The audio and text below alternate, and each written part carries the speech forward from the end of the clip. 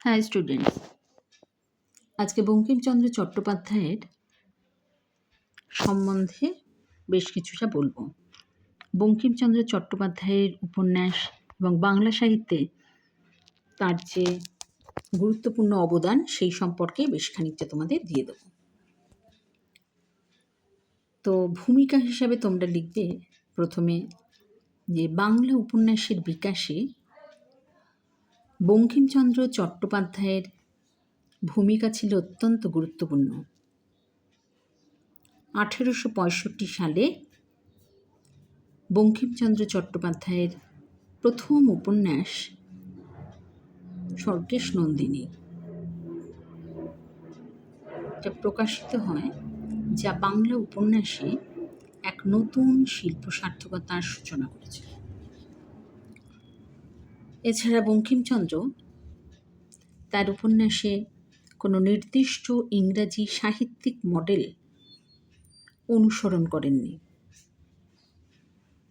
তিনি দেশি বিদেশি এই সমস্ত সাহিত্যের সঙ্গে পরিচিত হলেও তার নিজস্ব যে শিল্পরীতি, সেই নিজস্ব শিল্পরীতি তিনি তৈরি করেছিলেন। সংস্কৃত কথা সাহিত্যের তুলনায় বঙ্কিমচন্দ্র চট্টোপাধ্যায়ের উপন্যাসটা ছিল একটু অন্য ধরনের। তিনি কিন্তু সংস্কৃত গদ্য আখ্যান থেকে রীতি গ্রহণ করলেও কবিত্বপূর্ণ অলঙ্কার এবং ঘটনার বিরলতা থেকে বেরিয়ে এসে নতুন ধরনের এক উপন্যাস রচনা করেছিলেন। তাই এক্ষেত্রে পাঠ্যটিতে বলা হয়েছে যে বঙ্কিমচন্দ্রের উপন্যাসের যে শিল্পরীতি, যে বৈচিত্র্য এবং যে ঐশ্বর্য, এই ঐশ্বর্য উপভোগের মাধ্যমে সাহিত্যে পাঠকের জ্ঞান সমৃদ্ধ হবে।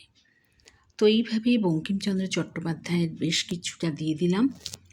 তো এইভাবে তোমরা প্রশ্নের উত্তরটা তৈরি করবে যে বাংলা সাহিত্যে বঙ্কিমচন্দ্র চট্টোপাধ্যায়ের অবদান বা বাংলা উপন্যাসে বিকাশে বঙ্কিমচন্দ্র চট্টোপাধ্যায়ের ভূমিকা সম্পর্কে লেখো। এটা ছিল আজকের একটা গুরুত্বপূর্ণ টপিক। এটা বাংলার বঙ্কিমচন্দ্র চট্টোপাধ্যায়।